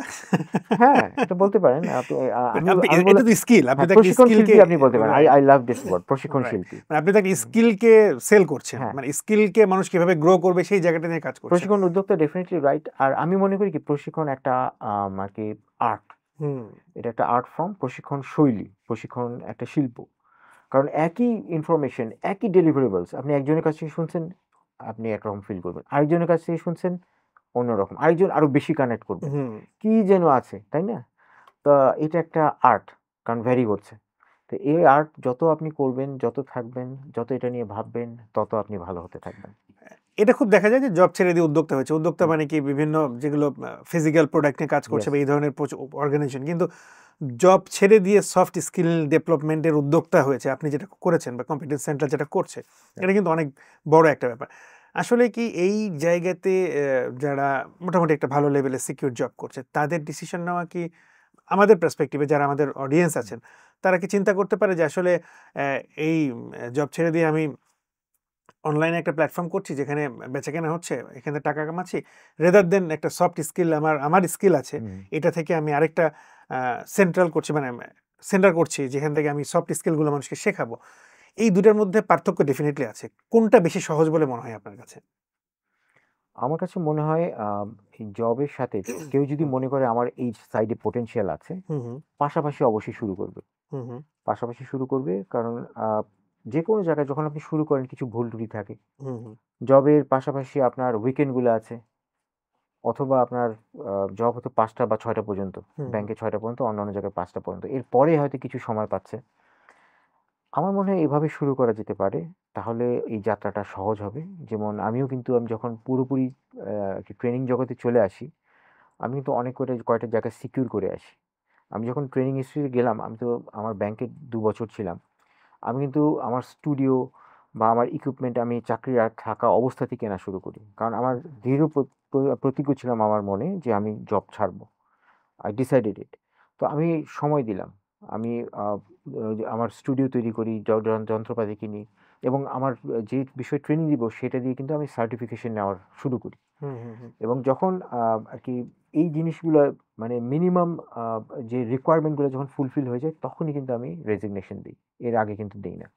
এবং এর মাঝে, মাঝে কিন্তু আমি কিন্তু ফ্যাকাল্টি মেম্বার হিসেবে আমি আমার টেস্ট অ্যান্ড ট্রায়াল করি। হুম, আমি তো ক্লাস নিতাম। আমি ফ্যাকাল্টি মেম্বার ছিলাম ট্রেনিং ইনস্টিটিউটে। তখন আমি দেখলাম যে হ্যাঁ, আমি ভালো বলি। আমি আমার যে আ যারা আমার পার্টিসিপেন্টস আছে, লার্নিং পার্টনার্স বলি আমরা ট্রেনিং এর ভাষায়। তারা আসলে রেজোনেট করে। তার মানে এখানে আমি ভালো করব। তারা যারা যেকোনো এখন জব করছে, তারা যদি বিজনেস করতে চায়, এখন তো অনেক অপরচুনিটি আছে। অনলাইনে আপনি সেল করতে পারেন। এবং অনেক প্ল্যাটফর্মে আছে যেখানে মানে তারা হচ্ছে একটা শপের মতো। ওখানে আপনি আপনার প্রোডাক্ট আপনি রেখে সেল করে দেখতে হুম, পারেন। টেস্ট অ্যান্ড ডিসপ্লে, ট্রায়াল করতে পারেন। হুম, হুম, তারপরে আপনি নিজের আপনি ওয়েবসাইট করে আপনি করতে পারেন, সেল করতে পারেন। এবং এখানে মার্কেটিং এর কিন্তু খুব সহজ। আপনি রিটার্গেট করতে পারেন, আপনি অডিয়েন্স ডিফাইন করতে পারেন। সেটা যারা মানে ফিজিক্যাল ব্রিক অ্যান্ড মর্টার দোকান দিয়ে করছে, সে এক জায়গায় আছে, তাকে তো অনেক কঠিন বিজ্ঞাপন দিতে হয়। হুম, হুম, আর সেখানে আপনি চাকরি ছেড়ে অল্প কিছু সময় ধরে আপনি যদি ডিজিটাল মার্কেটিং শিখে নেন নিজে কিভাবে করতে হয়, নিশ মার্কেটে কিভাবে আপনার প্রোডাক্ট আপনি দিবেন, এটা কিন্তু সহজ। এবং এখন প্লাস পয়েন্ট, এখন ChatGPT আছে, খেয়াল করে দেখেন। হুম, এখন ডেফিনিটলি। আমি শুনলাম রিসেন্টলি স্যাম অ্যাল্টম্যানের কথা। হ্যাঁ, এই হ্যাঁ, ChatGPT যে মানে যিনি তৈরি করেছেন, উনি বললেন, "এখন পৃথিবী এমন জায়গায় আছে সম্ভব যে একজন লোক একা ওয়ান ম্যান টিম সে বিলিয়নিয়ার হতে পারে, যেটা আগে বলা যেত না। আচ্ছা, সবকিছু করা সম্ভব।" হুম, কারণ আপনি এজেন্টস করতে পারেন। এজেন্টস মানে একটা আপনার এমপ্লয়ি, আপনার সাপোর্ট স্টাফ হুম, হুম, ৭০, ৮০, ১০০ আপনি এভাবে স্কেল আপ করতে পারেন। একজন মানুষ এখন সম্ভব। সুতরাং যারা করতে চায় আমি তাদেরকে বলবো ইটস টাইম এআইটা একটু বেসিকটা শিখেন। এখন তো আর 14 জায়গায় যাওয়া লাগে না, এআইতে বলে দিলে ঠিকমতো প্রম্পট দিলে সেই কিন্তু অ্যানালাইসিস করে একদম পিন পয়েন্ট করে বলে দেয় যে কী করণীয়। স্টেপ বাই স্টেপ করেন, টেস্ট অ্যান্ড ট্রায়াল করেন, ভালো করেন। এই প্রশ্ন থেকে একটা প্রশ্ন করি, সেটা হচ্ছে যে তাহলে সব ট্রেনিং বাদ দিয়ে দিই, স্কিল ডেভেলপমেন্ট ট্রেনিং বাদ দিয়ে এআইটাই শিখি, কি বলেন আপনি? তা তো করা গেলে ভালোই হতো, কিন্তু এখানে যেটা মুশকিল হচ্ছে যে হিউম্যান ইন্টারাকশন লাগবেই। ওকে। ঠিক আছে, কারণ মানুষ দেখেন যে রিসেন্ট রিসার্চও বললো যে এআই তো সবই দেয়, কিন্তু মানুষ তাও কিন্তু চায় একটা হিউম্যান এসে কথা বলুক। এটার ব্যাপারটাই আলাদা। জাস্ট ইমাজিন করেন আজকে আলামিন ভাই আপনি যদি না থেকে একটা রোবট থাকতো, বসে থাকতো। রোবট থাকতো, আমি কি আসলে এই যে উচ্ছ্বাসের সাথে হ্যাঁ। আমি কি বলতাম? কখনোই না। এই আমার দৃঢ় বিশ্বাস এই জিনিসটা আসলে যাবে না, এটা থাকবে, বরং তখন এই হিউম্যান ইন্টারাকশন আরও এক্সপেন্সিভ হয়ে যাবে। কারণ এটা তো রেয়ার, যে জিনিস সাপ্লাই অ্যান্ড ডিমান্ড, যে জিনিস কমে আসে, যে জিনিস প্রিভেলেন্ট হয় সেই জিনিসের দাম কম থাকে, যে জিনিস আর কি রেয়ার হয় সেই জিনিস বেশি দাম বাড়ে, তখন আরও হিউম্যান স্কিলসগুলোর দাম আরও বাড়বে। আমরা আরেকটা প্রশ্ন নিই আমাদের দর্শকদের কাছ থেকে, যারা প্রশ্ন করেছে যে তারা বলে যে আসলে ডিগ্রি বেশি, যেটা যদিও শুরুতে একটু আলোচনা করেছি, একটু স্পেসিফিক যেহেতু দর্শকের প্রশ্ন, আসলে ডিগ্রি বেশি ইম্পর্টেন্ট না স্কিল বেশি ইম্পর্টেন্ট? আমি কি ডিগ্রিতে ফোকাস করব? যেমন প্রশ্নটা এরকম ছিল, আমি জাতীয় বিশ্ববিদ্যালয় থেকে বা একটা কোনো জায়গা থেকে একটা ডিগ্রি নিলাম, হোয়াট এভার প্রাইভেট নামকাওয়াস্তা একটা ইউনিভার্সিটি থেকে, আর সাথে এটা ছাড়া আমি একটা ভালো জায়গা থেকে ডিগ্রি নিলাম, কিন্তু স্কিল আমি নর্মাল জায়গা থেকে নিয়ে খুব স্কিলড হলাম। তো সে for example north south is the top most, Yes, আমরা যেটা জানি। yes. নর্থ সাউথের একজন গ্র্যাজুয়েট এবং আমি একজন খুবই নর্মাল জায়গা থেকে গ্র্যাজুয়েশন করলাম, কিন্তু কিছু স্কিল আমার হয়ে গেল। যখন জবে হবে বা জব সেক্টরে আমি যখন ঢুকবো, তখন আসলে কে বেশি প্রিভিলেজ পাবে? নর্থ সাউথের গ্র্যাজুয়েট যে, যার স্কিল নেই, বাট যে নর্মাল থেকে করেছে, স্কিল আছে, দুজনের মধ্যে কে বেশি প্রিভিলেজ পাবে? প্রিভিলেজ পাবে সে আসলে যে মালিক যে নিবে হুম। তার কি লাগবে সেটার উপর নির্ভর করে। হুম। আমি যদি স্কিল ওরিয়েন্টেড হই, আমার যদি স্পেসিফিকলি কোনো একটা লাইক আপনার পাইথন লাগে, তা আমি definitely will go for skill, কোনো কথা নাই। কারণ সেই ছেলেটা অলরেডি শিখে এসছে, আমি তাকে যদি পাইথনের নতুন কিছু শেখাতে চাই আমার জন্য ইজি। কিন্তু এখন আমি যদি চাই এমন একজনকে, সে সিস্টেম অ্যাডমিনিস্ট্রেটর হবে, সে আর কি ফ্লো চার্ট অ্যালগোরিদম সে হয়তো সবাইকে কম্বাইন করবে, তখন আমি কিন্তু স্কিলসটা ডিফারেন্ট দেখবো। আমি দেখবো যে তার সে সবার সাথে কীভাবে ম্যাচ করে, কীভাবে মিলেমিশে কাজ করে, গ্রুপে কীভাবে কাজ করে, এবং আমি দেখবো যে সে এই যে আমাকে যে এই কাজটা করে যদি বিদেশিকে দিই ইংরেজিটা ভালো কিনা। সেক্ষেত্রে ওই যে স্কিলটা করলো তার মোটামুটি ইংরেজি থাকে, সে যদি সুন্দর করে বলতে পারে আমি তাকে নিব। অথবা আমার যেহেতু এটা একটু লং টার্ম প্ল্যান, এমন হতে পারে আমি ওই ভদ্রলোককে নেব যে ইংরেজিতে ভালো বলে। কিন্তু আমি যদি স্কিলস আমার দরকার, আমি ডেফিনেটলি নট ওই মানে ওই বিখ্যাত ইউনিভার্সিটি না, আমি সবসময় দেখবো স্কিলস কার দরকার। আমার যেটা দরকার আমি সেটাই নিব, এখানে আমি আমার কস্ট বেনিফিট অ্যানালাইসিস করব। আলামিন ভাই আপনি যদি আমাকে মানে কি বলার সুযোগ দেন, আমি সাজেশন একটা দিতে পারি হুম, প্লিজ। ইয়তদেরকে। হ্যাঁ, সেটা হচ্ছে যে এখন সার্ভাইভাল একটা ফ্যাক্টর আমাদের দেশে দেখা যাচ্ছে। আমরা আমাদের একটা আর কি থার্ড ওয়ার্ল্ড কান্ট্রি এখনো, হুম। তো এখানে চাকরি প্রয়োজন। এখন কেউ যদি চাকরি চায় আমাদের দেশের প্রেক্ষিতে, ডিগ্রি করার পর একটা স্কিলস করা খুবই জরুরি। কারণ ইংরেজি এটা আমি আস্তে আস্তে করতে পারি, আমি স্টুডেন্ট লাইফ থেকে করতে পারি, কিন্তু এখন কনক্রিট স্কিলস, এখানে soft skills but hard skills দুটোই দরকার। ওই ডিগ্রি থেকে, ডিগ্রি শুধুমাত্র প্রথমেই বলেছি একটা ফিল্টার হিসেবে কাজ করে। একটা এক্সাম্পল দিয়ে, একটা ডিগ্রিতে একজন সেকেন্ড ডিভিশন পেয়েছে, একটা ফার্স্ট ডিভিশন পেলো, এখানে কিন্তু আমি স্কিলস দেখব মেইনলি, হুম। কারণ স্কিলস সবসময় শাইন করে, এটা দ্রুত ক্যাশে কনভার্ট করা যায়। একটা বাংলাদেশে খুব প্রচলিত কথা আছে, লিডারশিপ একটা বাজওয়ার্ড, রাইট। এবং বাজওয়ার্ড ইন দ্যাট সেন্স, এই লিডারশিপ বাজওয়ার্ড এটাকে ইউজ করে যারা ট্রেনিং করায় বা ট্রেনিং করছে, এটাতে মানি মেক করছে বা এটাতে প্রফিট করছে, কিন্তু আসলে কোনো কাজ হয় না। যেহেতু এটা ভিজুয়ালাইজেশন দেখা যায় না, তো মনে করে যে এটা প্রফিট হয় না বা এটাতে কোনো লাভ হয় না।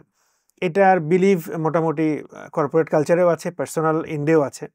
তো আপনি কি আসলে মনে করেন যে লিডারশিপ একটা বাজ জিনিস, যেটা আমরা বাজওয়ার্ড হিসেবে মার্কেটে ছড়াচ্ছি এবং এখান থেকে আমরা কিছু বেনিফিট নেওয়ার চেষ্টা করছি যারা এটার সাথে সম্পৃক্ত?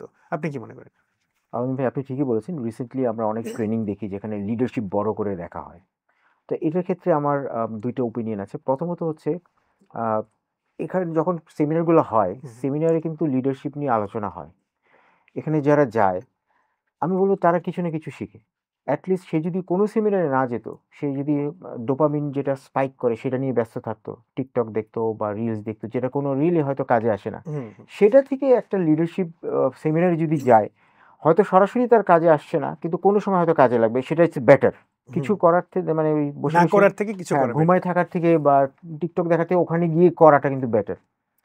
এখন কথা হচ্ছে যে যেটা বললেন যে সবাই লিডারশিপ প্রোগ্রামগুলো করছে, সেমিনার করছে, তারপর স্টার্টআপের নামে হিউজ হুম। ক্যাম্পেইন হচ্ছে। এটা কি আসলে ভুল কিনা? বা এটা আরো বেটার মানে করা এটা যায় কিনা? ইফেক্টিভ কিনা? হ্যাঁ, আসলেই ইফেক্টিভ মানে কিনা? মানে হ্যাঁ, ইফেক্টিভ কালেক্টিভ কিনা? ওয়েতে এটা আমাদের জন্য ইফেক্টিভ হচ্ছে অ্যাবসোলিউটলি কিনা, রাইট? এফেক্টিভ কিনা বা এটা অপচয় মানে আমার হ্যাঁ। মূল্যবান সময় অপচয় হচ্ছে কিনা? তা এখন যে উদ্দেশ্যে করা হচ্ছে যে সে স্টার্টআপ লিডার হবে, ভালো করবে। আমার মনে হয় এখানে আসলে লিডারশিপ কথাটা না বলে এটাকে আরো ব্রেকডাউন করে স্কিলসগুলো দেওয়া উচিত। লিডারশিপ নামে বলা হয়, এখানে দেখা যাচ্ছে যে ভালো, ভালো লোকদেরকে নিয়ে আসা হয়। তারা তাদের ওপিনিয়নগুলো বলে। এইটা কেউ শুনতে পারে, কিন্তু যেটা বেশি শোনা প্রয়োজন, তারা যে ছোট, ছোট স্কিলসগুলো বলে সেইসব স্কিল সংক্রান্ত ট্রেনিং। আচ্ছা। যেমন আপনি কাউকে আনলেন, লেটস সে একটা ধরেন পাঠাও রাইডের মতো এই ধরনের লেটস সে এই ধরনের কিছু একটা আরকি ভালো সাকসেসফুল স্টার্টআপের যে আরকি থিংক ট্যাঙ্ক ছিল বা আরকি এটার স্টেক হোল্ডার ভালো ছিল, তাকে নিয়ে আসলেন লেটস সে সেমিনারে। তার কথা সবাই শুনল। তার স্ট্রাগল এর কথা শুনল। কিন্তু এখন তার স্ট্রাগলকে যদি এখন যারা শুনছে তারা যদি ব্রেকডাউন করে, দেখা যাবে যে সেখানে ইনভেস্টর রিলেশনশিপটা খুব ইম্পোর্টেন্ট ছিল। হুম। ওইখানে একটা পার্ট। সে যেটা নিয়ে গেল। এখন এইটা কেউ করে না। তার করা উচিত কি আ এ ইনভেস্টর রিলেশনশিপ কিভাবে বাড়াবে, প্রেজেন্টেশন কিভাবে দেবে, স্পেসিফিকলি ওইটার বিষয়ে ট্রেনিং করানো। হুম, হুম, হুম। তো যারা এই লিডারশিপটা আয়োজন করলো, তাদের এখানে ওটা করেই শেষ হয়ে যায় না। তাদের ছোট, ছোট এই ট্রেনিংগুলো, স্পেসিফিক ট্রেনিংগুলো আনতে হবে। যদি ২ টার কম্বিনেশন করেন আমার মনে হয় হ্যাঁ, ভালো। এটা খারাপ কি? কিন্তু রেজাল্ট আসার সম্ভাবনা হ্যাঁ, রেজাল্ট বেটার। সম্ভাবনা বেশি বের হয়ে যায়। কিন্তু শুধু লিডারশিপ করে উনি করে ফেলছে, এটা কিন্তু যথেষ্ট না। বরং এটা আরো ভুল হতে পারে। দেখা যাবে যে এগুলো শুনে, শুনে তারও এখানেও আবার একটা ডোপামিন ইফেক্ট হচ্ছে। আরকি সে তখন উল্টাপাল্টা ইনভেস্ট করা শুরু করবে।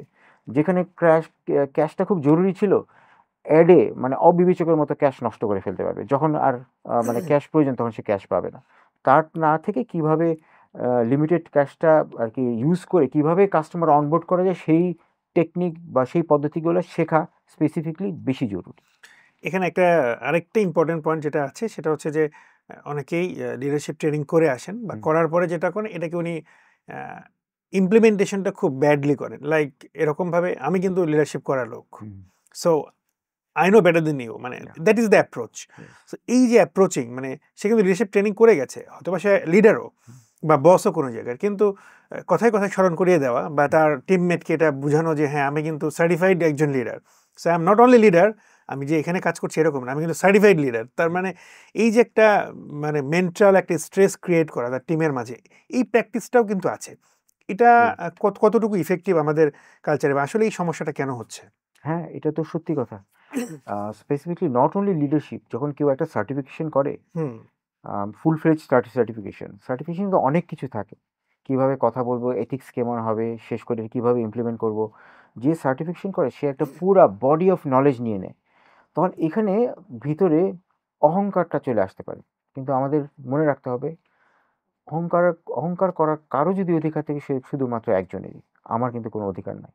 আমাকে যেটা করতে হবে, কৃতজ্ঞ থাকতে হবে যে আমার এরকম একটা সার্টিফিকেশন লাভ করার সুযোগ সৃষ্টিকর্তা করেছেন, এবং আমার উচিত হবে, আমার মতো হয়তো উনি হয়তো নলেজেবল না, উনার হয়তো প্র্যাকটিক্যাল এক্সপেরিয়েন্স আছে। আমাকে তার সাথে অ্যালাইন করতে হবে, তাকে শেয়ার করতে হবে। এই মানসিকতাটা হচ্ছে ইম্পোর্টেন্ট। তা এখানে আমি বলব এটাই যে, আমিন ভাই, এটা সবাই হয় না এরকম। হ্যাঁ, ট্রু। কেউ, কেউ হয়। যারা হয় তারা হলো রিয়েল লিডার। আর যারা এরকম প্রেশার দেয়, অহংবোধ করে, নিজের মতামত চাপাই দিতে চায়, তারা আসলে ভালো লিডার না এবং এটা সাস্টেনেবল না। সবাই তো সাকসেস স্টোরি খুবই পছন্দ করে। সাকসেস স্টোরি শুনে সবাই অনুপ্রাণিত হয়। বাট ফেইলিউর স্টোরি যেটা, সেটা তো মানুষকে অনুপ্রাণিত না, বা এখানে লার্নিং, একটা বড় একটা লার্নিং হয়। রাইট। আপনার লাইফের যেই ট্রেনার হিসেবে কাজ করার সময়ে এরকম কোনো ফেইলিউর আছে যেটা আপনাকে পরবর্তীতে বিশাল একটা লার্নিং এর জন্য হেল্প করেছে? হ্যাঁ, প্রথমত হচ্ছে আলমিন ভাই, ফেইলিউর বলে আসলে আমি জিনিসটা মাথায় আনি না। আচ্ছা। আমি ব্যক্তিগতভাবে খুব পজিটিভ একজন মানুষ। আমি সবসময় মনে করি I I will either win or I will learn. Hmm, তো এই ফেইলিউরকে আসলে মাথায় এই কথাটা আনিই না। হুম, হুম, এবং কোনো, কোনো উইন হওয়ার লাগে এর পিছনে কিন্তু অনেকগুলো ছোট, ছোট লার্নিং থাকে। হুম, যেটা সাধারণরা বলবে হয়তোবা হেরে, হেরে সে শিখলো। হুম, হুম। তো উইনিং এমনি, এমনি তৈরি হয় না। এর পেছনে অনেক লার্নিং থাকে। আমি যখন ম্যানেজমেন্ট ট্রেনিং পরীক্ষা দেই, তখন আমি আমার বন্ধু মিলে আমরা যেটা করতাম যে পড়াশোনা তো চলতই। আমি ঢাকা ইউনিভার্সিটির ব্যাংকিং অ্যান্ড ফাইন্যান্সে পড়াশোনা করি। তো আমরা খেয়াল করছি পড়াশোনা থেকে বেশি ইম্পোর্টেন্ট হচ্ছে গিয়ে ভর্তি পরীক্ষা। তো আচ্ছা। পড়াশোনা আমাকে ঠিক রাখতে হবে, আমাকে ভালো করতে হবে। আ কমপক্ষে আরকি এ পেতেই হবে।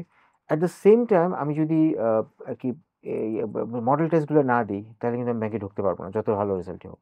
হুম, হুম। তো আমরা যখন শুরু করি, তখন দেখা যাচ্ছিল যে আমরা অনেক মানে মডেল টেস্টগুলো দিচ্ছিলাম এবং আরো অন্য বইগুলো পড়ছিলাম, অন্য সব কঠিন বইগুলো পড়ছিলাম। হুম, ঠিক আছে? যে আ প্রশ্নপত্র কখনো টেস্ট করা হয় না। হুম, করে অনেক হাই থটের বিষয়। হুম, হুম, যেকোনো ভর্তি পরীক্ষা কিন্তু একটা গণ্ডির মধ্যে থাকে। হুম, তো দেখা গেল যে এইটার কারণে মানে আমরা যেহেতু হাই থট এর জিনিস পড়ছিলাম, আমরা কিন্তু আরকি যখন আরকি আ আ ইয়েতে ওই ইন্টার্নশিপ যখন আমাদের শুরু হলো, পরপরই যখন ভর্তি পরীক্ষা দেওয়া শুরু করেছিলাম, হচ্ছিল না। আচ্ছা। ওই কাঙ্ক্ষিত বেঞ্চমার্কটা পাচ্ছিলাম না। হুম, হুম, কাঙ্ক্ষিত বেঞ্চমার্ক হচ্ছে যেকোনো ব্যাংকের যখন পরীক্ষা হয় ৮০-৮৫ পেলে দেখা যাচ্ছে ডাক পাওয়া শুরু করি। হুম, কিন্তু আমরা কি করছিলাম? আমরা অনেক কিছু শিখছিলাম। ভাবছিলাম যে খুব প্রচুর শিখছি, কিন্তু আসলে কোনো কাজে ছিল না। কারণ ওইগুলো টেস্টে আসে না। কঠিন জিনিস শিখে কি লাভ? যদি মানে যেটা নিয়ে টেস্ট হবে সেটা না শিখি। তারপরে যখন আমরা এটা ধরতে পারলাম যে আসলে এটা ভুল হচ্ছে, তখন আমরা যেগুলো টেস্টে আসে সেগুলি শুধু করা শুরু করলাম। ওকে। এবং তখন দেখা গেল সব জায়গায় হওয়া শুরু করল। তো আচ্ছা। এই যে এটা একটা লার্নিং, তো এটা একটা ফেইলিউর ছিল। হতাশ হয়ে যাচ্ছিলাম যে কি ব্যাপার? এত পড়ি। কিন্তু কোথাও থেকে ডাক আসছে না। হ্যাঁ, কিন্তু আসলে হইল কি যে এইটা তো বৃত্ত। হুম, হুম, এটা আমরা পড়ি এখানে। হুম। কারণ ইংরেজি আপনার ওয়ার্ড টেস্ট করা হয়, ভোকাবুলারি টেস্ট করা হয়। তা কিছু আছে যে অনেক কঠিন। আমাদের ওটা পড়তে ভালো লাগতো। তা আচ্ছা। রিয়ালি বাস্তবতা হচ্ছে যে যেগুলা টেস্ট করে সেগুলোর উপর করা উচিত। সেম জিনিস কিন্তু যারা আমি বিসিএস পরীক্ষা দেইনি কখনো। আমার বন্ধুরা দিত। তো আমি দেখতাম যে বিসিএস এর খুব জটিল ডিপ এ চলে যায়। হ্যাঁ, কিন্তু ওইটা কখনো টেস্ট করা হয় না। তারা এত কঠিন জিনিস পড়ে, কিন্তু দেখা গেছে যে সিম্পল সবার জন্য যা আসে সেটা তারা পারে না। তাই নিজেকে সংবরণ করতে হবে। কারণ এটা খুব ইন্টারেস্টিং, কিন্তু ইন্টারন্যাশনাল অ্যাফেয়ার্স পড়তেছে, অনেক ডিপে চলে যায়। হুম। তো আমি পাসই করলাম না। ওটা পড়ে কি লাভ হইতো? রাইট। আপনার যে ট্রান্সফরমেশন মানে হুম। এজ এ জব হোল্ডার থেকে এই যে আজকে লিডারশিপ ট্রেনার, এখান থেকে এমন কোনো ঘটনা আছে যেগুলো দর্শকদের জন্য অনুপ্রাণিত হবে বা দর্শকরা শুনলে মনে করবে যারা ক্যারিয়ার শিফট করতে চায়, আসলেই হুম। শিফট করতে চায়। এখন তো অনেকেই হচ্ছে সফট স্কিলের হিসেবে নিজেদেরকে ক্যারিয়ারকে ডেভেলপ করছে, অনেকেই হচ্ছে। তো সেই জায়গা থেকে আপনার যে জার্নি, সেই জার্নি থেকে কি বিষয় তাদের জন্য গাইডলাইন হতে পারে? আমি তাহলে একবার গুণে ৫ টা জিনিস বলি যে আমার হ্যাঁ। টপ ৫ টা জিনিস। প্রথমত হচ্ছে আপনি যদি ক্যারিয়ার থেকে শিফট করতে চান, ইন্ডিপেন্ডেন্ট হতে চান, অথবা আপনি ডুয়েল মানে চাকরির পাশাপাশি সেটাও করলেন। ২ টার জন্যই প্রযোজ্য হবে। প্রথমত হচ্ছে যে আপনার স্কিলস এর উপর কোনো কথা নেই। স্কিলফুল হইতে হবে। স্কিলফুল হওয়ার জন্য আপনার অবশ্যই পড়তে হবে। পড়ার কোনো বিকল্প নাই, জানতে হবে। এবং ২ নাম্বার হচ্ছে জানলে আপনি যদি শুধু জানেন এটা কিন্তু লাভ নাই। সেটাকে আপনার এপ্লাই করতে হবে। এবং যে জিনিসটা এপ্লাই করা যায় না, সেই জিনিসটা নিয়ে আপনি জানতে পারেন, কিন্তু ওইটা নিয়ে বেশিক্ষণ পড়ে থাকার, ওইটা নিয়ে গর্ব করার কিছু নাই, ওটা মানুষকে শেখায় কিছু নাই। মানে জোরটা দিতে হবে স্কিলস এর উপর, নলেজটা এপ্লাই করতে হবে। আদারওয়াইজ সেটা স্টে করবে না। আর ৩ নাম্বার হচ্ছে আপনার যে কাজগুলো করলেন এগুলো কিন্তু এভিডেন্স। সেগুলো হুম, অবশ্যই শো অ্যান্ড টেল করতে হবে। আপনাকে শাই থাকলে হবে না। আপনি হতে পারেন আপনি ইন্ট্রোভার্ট, হয়তো প্রচার বিমুখ। কিন্তু আপনি যদি ভালো করতে চান, কেউ যদি ভালো জিনিস নিয়ে বসে আছেন, কেউ জানে না, কোনো লাভ নেই। এটা নিশ্চিত করতে হবে। এটা করার জন্য যা করার দরকার, যে ফোরামে জয়েন করা দরকার সেই ফোরামে জয়েন করবেন। হয়তো আপনি শাই, কিন্তু আপনি দেখলেন যে ওই অ্যাসোসিয়েশন এ জয়েন করা যায়। ওখানে থাকলে তো আপনাকে একটা সুযোগ পেতে পারেন। Take that opportunity. ওই অ্যাসোসিয়েশন এ জয়েন করেন। শাই হয়ে থেকে লাভ নাই। ঠিক আছে? ৪ নাম্বার হচ্ছে বি গিভিং। আপনাকে দিতে হবে। আমি একটা কাজ করব, প্রতিদিনে আমি কিছু চাই। না, আপনি যদি বড় হতে চান, আপনাকে রিসিপ্রোসিটি এই নীতিতে বিশ্বাস করতে হবে। আপনি আজকে করবেন এবং দেখেন সে কিন্তু এই মেহেরবানির আ রিপ্লাইটা দিবেই। এটাই আপনার ক্যারিয়ার বরকত হয়ে ফিরে আসবে। এটা কিন্তু মানতে হবে। এবং ৫ নাম্বার সেটা হচ্ছে স্রষ্টার উপর বিশ্বাস রাখতে হবে এবং আপনি যদি কোনো কিছু চেষ্টা করেন এবং এতে যদি আপনার মঙ্গল থাকে এবং সবার মঙ্গল থাকে, সেটা হবে। আপনি যদি কোনো কিছু চেষ্টা করেন, এটা যদি মঙ্গল না থাকে, সৃষ্টিকর্তা দিবে না। কারণ তার যে মহান পরিকল্পনা, সেখানে কিন্তু আপনার ওই চেষ্টা থাকা এবং ইচ্ছা থাকার সাথে সেটা ফিট হচ্ছে না। সেটা মেনে নিয়ে গো ফর অল্টারনেটিভ। এবং ডোন্ট হ্যাভ রিমোর্স, রিগ্রেট করবেন না। এটা আপনাকে মেনে নিতে হবে, এটা আপনার তকদির এবং আপনি ভালো করবেন, আপনার নিজের প্রতি বিশ্বাস রাখবেন। আপনার যে ওভারঅল আলোচনা এটা অবশ্যই যারা লিডার হয়েছে বা লিডার আছে তাদের জন্য ইফেক্টিভ কাজ করবে। আমরা লাস্ট একবারে মোমেন্টে আমাদের আজকের পডকাস্টের শেষ সংক্ষিপ্তভাবে আপনার কাছে যদি জানতে চাই যে খুবই বিগিনার যে শুরু করছে, লিডার হতে চায়, জানে না সে লিডারশিপ কি, কিন্তু লিডার হতে চায়, ফিল করে যে না সো আমি একটা লিডার হতে চাই, তাদের জন্য আপনার কি গাইডলাইন হবে? আমি একটা ওয়ার্ড বলবো, আচ্ছা। Initiative. Hmm, take initiative. Hmm, hmm, যখন কোনো লার্নিং অপরচুনিটি আছে, raise your hand and go for it. Hmm, hmm, আর ইনিশিয়েটিভ মানে শুধুমাত্র কেউ বললে আমি হাত তুলবো, দিস ইজ রিঅ্যাক্টিভ। কেউ বললো আমি হাত তুললাম। হুম, হুম, লিডারশিপ ইনিশিয়েটিভ হবে and that should be proactive. Hmm, মানে এই জায়গায় কেউ কাউকে দায়িত্ব দিচ্ছে না, আপনাকে দায়িত্ব নিতে হবে। আমি কি এখানে আমার নিজের আমি ভলেন্টারি সার্ভিসটা দিতে পারি? আমি কি এই আমার যে ছোট্ট অভিজ্ঞতা আছে বা আমি সেবাটা আছে আমি দিতে পারি? Leadership starts from there, starts from self. আচ্ছা, তার মানে সেলফ হ্যাঁ, থেকে প্রোঅ্যাক্টিভ ইনিশিয়েটিভ হতে নিতে হবে। হ্যাঁ, প্রোঅ্যাক্টিভলি প্রোঅ্যাক্টিভ কাজ হতে করতে হবে। হবে এই জায়গা থেকে। ইনিশিয়েটিভও ২ রকম হয়। একটা হচ্ছে গিয়ে আপনার কেউ বললে রিঅ্যাক্টিভ, আপনি হাত তুললেন, রেসপন্স করলেন। আরেকটা হলো যে প্রোঅ্যাক্টিভ। হুম, কেউ কিছু বলে নাই, নিজেই আপনি হাত তুললেন। লিডার কিন্তু সেরকমই হয়। হুম, হঠাৎ হুম। করে বের হয়, নিজেই হাত তুললেন যে আমি মনে হয় এখানে কন্ট্রিবিউট করতে পারি। তো আমি কিভাবে হেল্প করতে পারি আমাকে বলুন। তখন এভাবে হেল্প করছি। এখন এভাবে করতে হবে। দর্শক, আমরা লিডারশিপ নিয়ে অনেক কথা বলছিলাম। আসলে আমাদের সমাজ জীবন ব্যবস্থায় আমরা কিন্তু প্রত্যেকেই লিডার। আমরা পরিবার যদি চিন্তা করি, আমরা কিন্তু আমাদের পরিবারের লিডার। আমরা নেতৃত্ব দিচ্ছি আমাদের আশেপাশে যেই অফিস আদালত বা আমরা ব্যবসা বাণিজ্য করছি সব জায়গায় আমি লিডার। লিডারশিপ একটা অনেক ভালো গুণ, অনেক ভালো কোয়ালিটি এবং এত বেশি ইম্পোর্টেন্ট আমাদের নিজেদের জন্য। এটা মানুষ যদি বুঝে করে তাহলে এটা মানুষের জন্য ইফেক্টিভ হবে, সব ক্ষেত্রে সব জায়গায় হবে। আমরা আমাদের আলোচনার আজকের একেবারে শেষ পর্যায়ে চলে এসেছি। বরাবরের মতো শেষ পর্যায়ে আমরা যেটা করি, আমাদের গেস্ট থেকে একটা অটোগ্রাফ নিই। আমাদের যেই সাম্প্রতিকের যে টি-শার্ট আছে, সোভিনিয়ার হিসেবে আমরা রেখে দিই। এটা আমরা রেখে দিব। তো যাওয়ার আগে এইটুকু বলি যে আপনারা যারা চিন্তা করছেন যে আমি লিডার হতে চাই, এটা হতে পারে আপনার কর্মক্ষেত্রে, হতে পারে আপনার পলিটিক্যাল ক্ষেত্র হতে পারে। আমরা লিডার বলতে সাধারণত পলিটিক্সই বুঝি বা পলিটিক্যাল জায়গাটাই বুঝি। বা আপনার ব্যবসা ক্ষেত্রে হতে পারে, পরিবারও হতে পারে। আপনার পরিবারের আপনি প্রধান, তার মানে আপনি লিডার। তো অনেক সময় পরিবারের সাথে কি করতে হবে না করতে হবে এই বিষয়গুলোও কিন্তু অনেক সময় আমরা খুব বেশি ফলো করি না। মনে করি যা ইচ্ছা তাই করা যায়। বাট এই জায়গায় একটা লার্নিং এর বিষয় আছে। মূল আলোচনার একটা সারমর্ম হচ্ছে আপনি লিডার হলেও বায়বর্ণ হতে পারেন, কিন্তু প্রতিটা প্রসেস আপনাকে জানতে হবে, শিখতে হবে এবং বুঝতে হবে যেন এটা থেকে ভালো আউটকাম আসে এবং রেজাল্ট আসে। চলুন আমরা আজকে আমাদের দর্শকের কাছে দর্শকদের জন্য যে কথা বলেছিলাম যে আমরা সাইন নিই। তো আমরা আমাদের আজকে যে গেস্ট আছে তার কাছ থেকে সাইনটা নিই। তারপরে আমরা শেষ করে দেব ইনশাআল্লাহ। একটা অটোগ্রাফ ওকে। একটু দিবেন। এটা সেদিকে। আপনার যা কিছু মন চায় জাস্ট একটু রাইট করে লিখবো বলেন? এটা আপনার মন চাই। লিখে আপনার একটা অটোগ্রাফ যেটা মন চাই। হয়তোবা আজ থেকে ২ বছর পরে অনেক অটোগ্রাফ হয়ে যাবে। তখন আমরা এটা একটা সুভিনির হিসেবে আমরা একটা ইয়ে করব। হুম।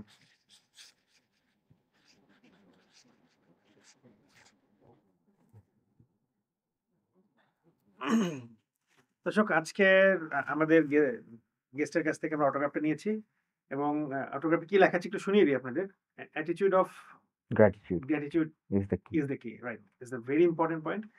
অবশ্যই মনে রাখবেন যে কথাটা বলেছে, attitude of the gratitude is the কি। কি মানে অবশ্যই কি। ভালো থাকবেন, সুস্থ থাকবেন। পরবর্তীতে সাম্প্রতিকের আরেক পর্বে আপনার সাথে কথা হবে, দেখা হবে। নতুন কোনো বিষয় নিয়ে, নতুন কোনো টপিক নিয়ে। বরাবরের মতো আবারও বলছি, যারা প্রশ্ন করতে চান, আমরা যখন ক্যাম্পেইন করি আপনাদের প্রশ্নগুলো পাঠিয়ে দিবেন। গেস্টের কাছে কি প্রশ্ন এবং কোন ধরনের আলোচনা কার কাছ থেকে শুনতে চাচ্ছেন আমাদেরকে জানাবেন। আমরা সেই প্রশ্নগুলো নিয়ে আপনাদের সামনে হাজির হব।